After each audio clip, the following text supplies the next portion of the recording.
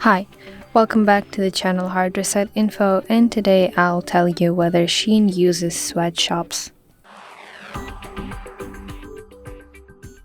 So Shein is a fast fashion online retailer, has faced multiple allegations regarding labor practices in its supply chain, which include claims of operating sweatshops.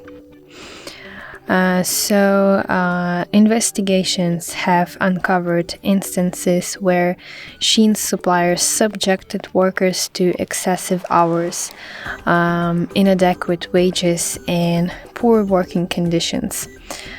For example, reports indicate that some employees worked up to 75 hours per week, which of course exceeds legal limits, and that they were paid as 4 cents per item they produced.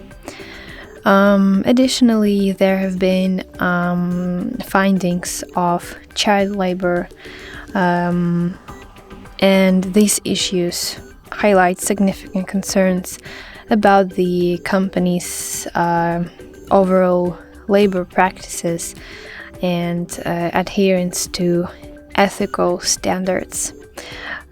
So that's it. If this video helped, please leave the thumbs up and consider subscribing to our channel. See you later. Bye bye.